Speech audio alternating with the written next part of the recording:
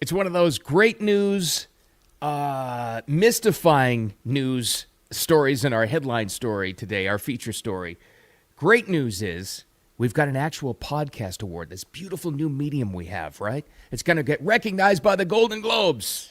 And here's the part of it, which is so common in so many of these headline stories. They're leaving off the guy that is the biggest podcaster in the world. Unbelievable. We'll also jump into some news today. Trump on the road again talking about affordability. That's the good news, but he calls it a hoax. We also have Democrats defending drug boats again, and a very serious question you need to ask. And we'll wrap it up today with something that'll infuriate you, but you got to read beyond the headline and get to something that's really good about this. They're trying to cut out Christmas out of Christmas tree lightings across the country, but now that's being called out. And that's a great thing overall. Thanks for being here. Appreciate you. Midweek already? Is it true? Yes, it is. Thanks for finding the Wicked Radio live stream, but also a podcast on replay. Every single channel where you can find it, anywhere on social media, and then also in the audio podcast too. Let's get right to it. So, great news. Unbelievable news. The Golden Globes have created a podcast category, right? And you would think this is the greatest news of all time. Here we've done it. We have this beautiful new medium. This thing you're watching or listening to right now on your phone. It's all here. It's made it. We're a big time. We're the mainstream. We are taking out mainstream traditional media. We've made it to award categories. It's great news, right? Yes, in one respect. But imagine this. Imagine if you had like any sport, like let's pick baseball, and you had the MVP awards at the end of the season. And you had some player at some team somewhere that won a championship, hit a home run record, most amount of home runs ever, highest batting average, had the triple crown, was perfect in the field, like the obvious MVP choice, and wasn't even nominated. Well, that's what we have with the Golden Globe podcast categories that snubbed Joe Rogan. They didn't even announce them. This is again, you got to look at this and go, wow, that's awesome. They're finally recognizing it. And they finally understanding, mainstream entertainment is finally understanding that they're a dinosaur in the corner smoking a cigarette. Like they're going away. They're dying off. So they're finally recognizing it and embracing new media, new digital media, right? And then they have an award ceremony and they leave off the guy that has the biggest podcast in the world and has probably done more than anybody, honest to God, what Joe Rogan has done to get people to get away from mainstream media, mainstream news, and question things, and really has, just by being him and just organically talking about current events. And they didn't even nominate him.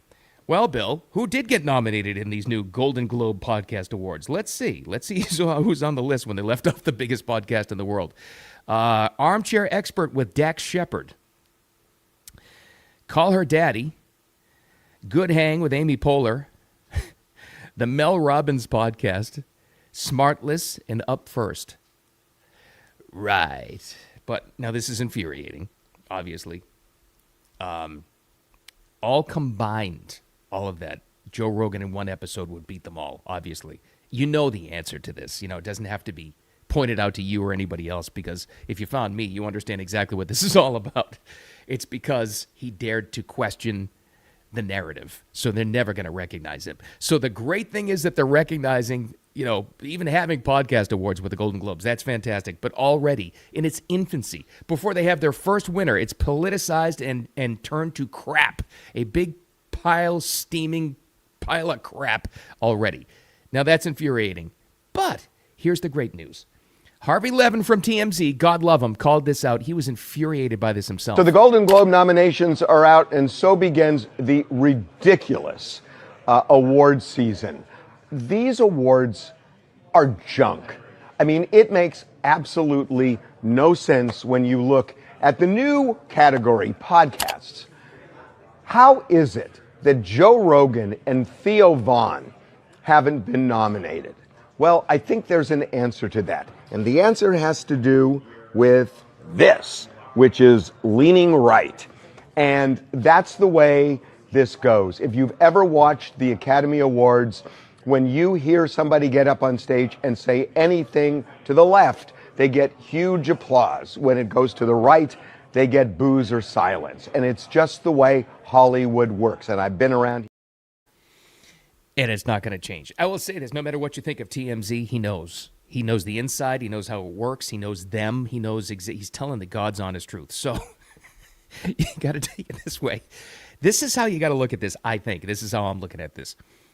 A mainstream award ceremony, which is just, think of, first of all, let's take a step back for a second. What are these award shows? This is an industry award thing. It's like, any industry. Car manufacturers have their own awards. Advertising industry does. The garbage collection industry. They all have their own industry awards. The difference is, because this one has celebrities, it's televised. That's the only difference. So it's an insider little pat me on the back payola kind of thing.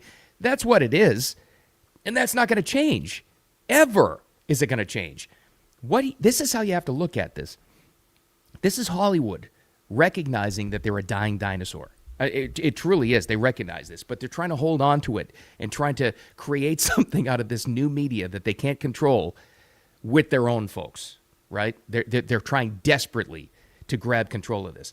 They even had, do you remember a few months back, actually it might have been like 6 months ago, they even tried to say, quote-unquote left-leaning Hollywood producers tried to create the next Joe Rogan. They tried to say, who are we going to create? Who are we going to elevate to that position?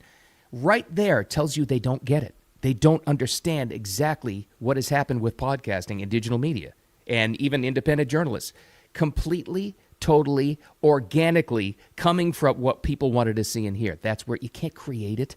That right there tells you they don't get it. So it's great news that they have to recognize this, the power of new digital media.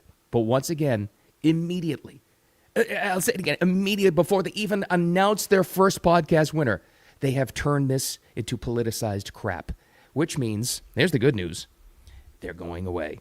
Eventually. It'll take a little while. They're a dying dinosaur. Traditional entertainment and news and media, it's all going away and getting replaced. And they know it. And they're just trying to grab onto whatever they possibly can. So what do? You know what to do. It's exactly what we did with the other awards. You don't watch.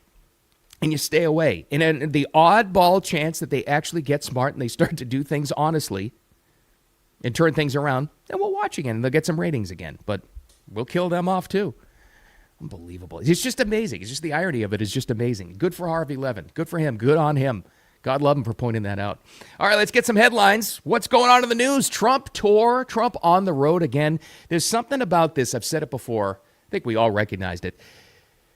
Now, he has to go out onto the road when there are some of these special elections. He's going to do it a lot more during the midterms. Thank God, because the Republicans apparently are so lazy that they cannot win unless he stumps for them. Can't do it. And there's something else about this with this guy they can see very clearly. He's just energized. Watch for his meetings, appearances, announcements for the weeks after this one. It's like in the campaign. He goes on the road. He does one of these appearances. He gets revved up by the crowd, and it recharges his batteries for like a long time. He just absolutely loves it. Here's how you and me are involved. Well, he's finally talking about affordability. One problem. He's talking about affordability as a hoax. I think what he's saying is, the way the Democrats are posting it is a hoax. Either way, it doesn't matter. Here's how it matters to you and me. He's talking about prices. Thank God. And this is one of those areas where you may have been annoyed and maybe even frightened that a communist got elected the mayor of New York City.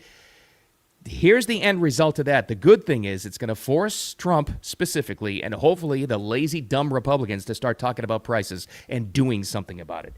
We hope. Here's what he said in Pennsylvania last night. I have no higher priority than making America affordable again. That's what we're going to do. And again, they caused the high prices and we're bringing them down. It's a simple message. And we're bringing those prices down rapidly. Lower prices, bigger paychecks. You're getting lower prices, bigger paychecks. We're getting inflation. We're crushing it. And you're getting much. Are we feeling it yet? No. Here's the good news. He's well aware of that. He saw these special elections that happened. He saw what happened in New York.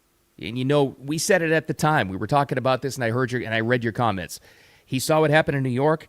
These two special elections that have happened since.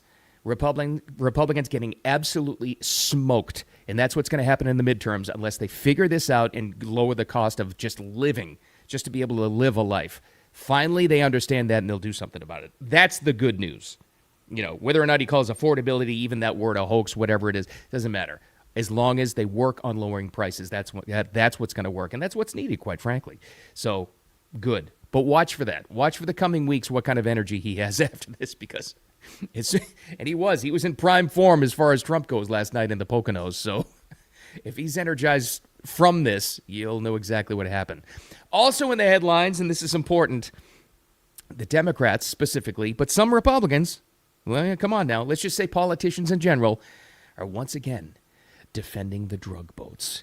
The drug boats that are getting blown to smithereens by the Department of War. This is why, and now that it is an issue where they are doing every media tour they possibly can and taking it to the House floor, and they want to impeach Pete Hegseth, the Secretary of War, and God knows they'd love to impeach Trump again about this thing. Now it has taken on a different level.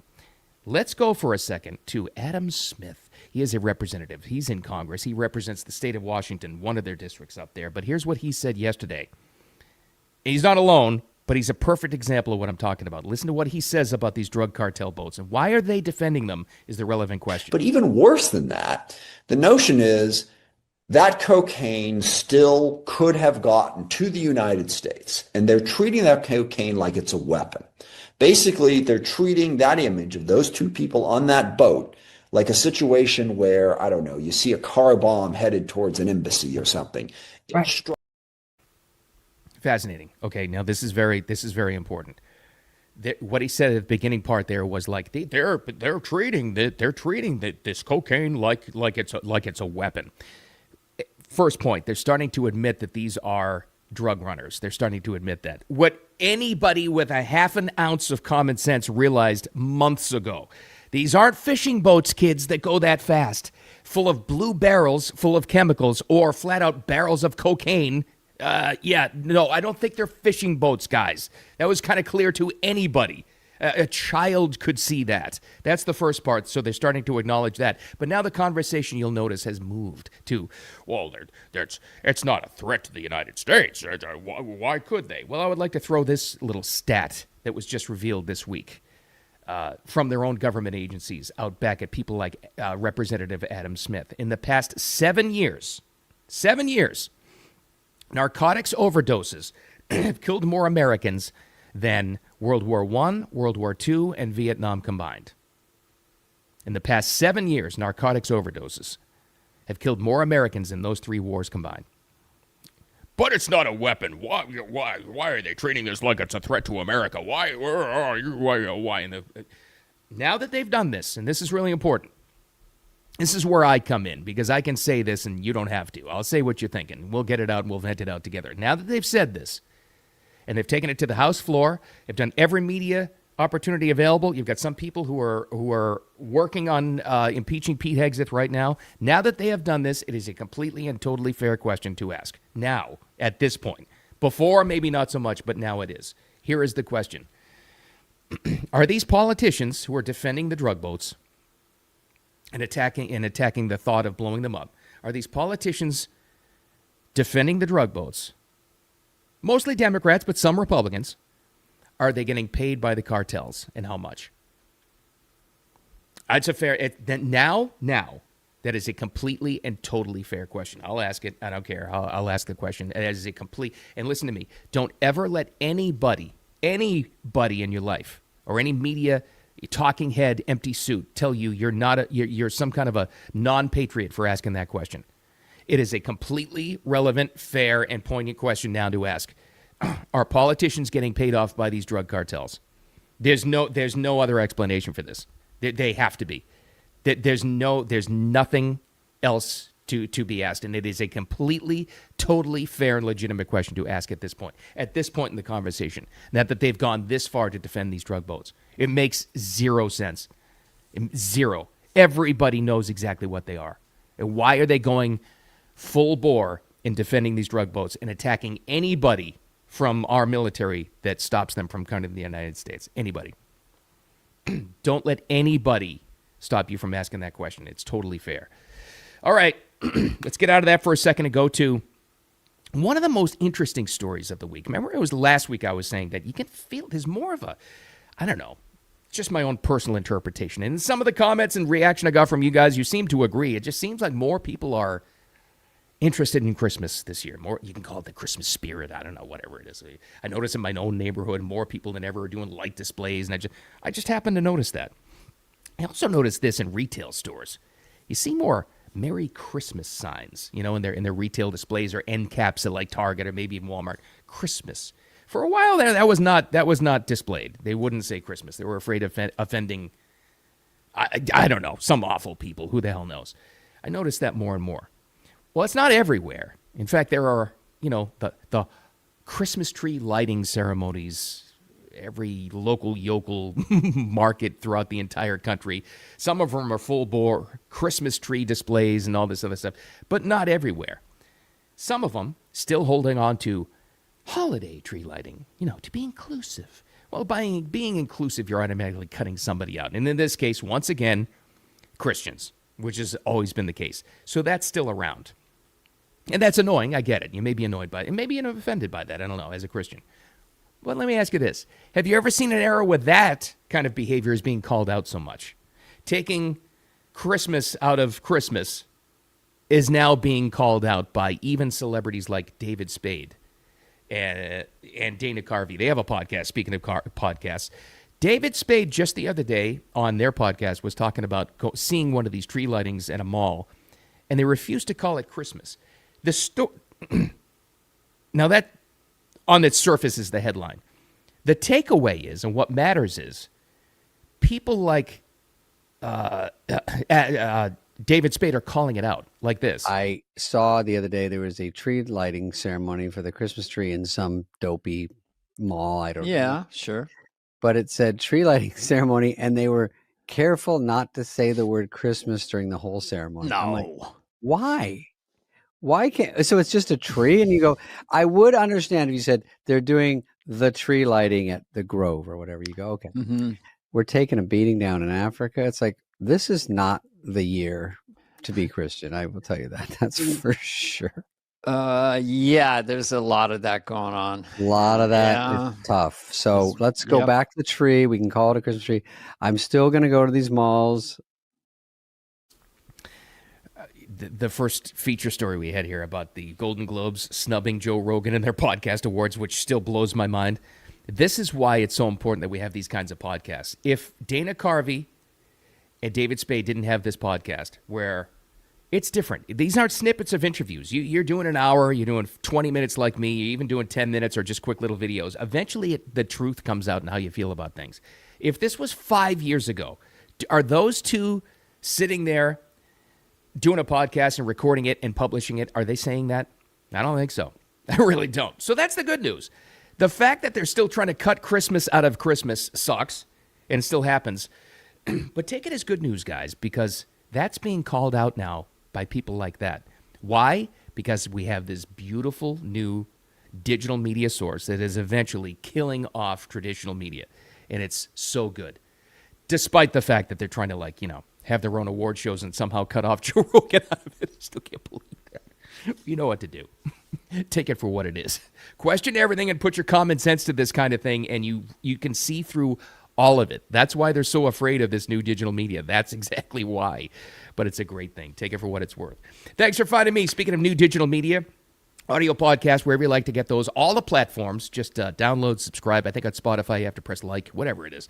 But look for Wicked Radio with Bill Adams, and it's right there. Also on all the replay channels on X, YouTube, Facebook. By the way, the YouTube channel, complete replay of the show on there. Make sure you find Wicked Radio with Bill Adams on YouTube. Follow, and there's clips from the show on there as well. And yes, it's true. On TikTok as well, I got clips on there too. That's a whole. We got to spend an entire episode talking about the podcast reaction. That has shocked the hell out of me. Every time the TikTok reaction. Speaking of new digital media, I never expected that. I really didn't. As much as you hear, and it's true. It's like TikTok annoys me too. There's something going on over there where, let me say, it's not as woke as you may have thought it is. Anyway. We'll get to that some other later episode. In the meantime, you have a wicked awesome Wednesday. I appreciate you so much. With all that said, I'll talk to you tomorrow.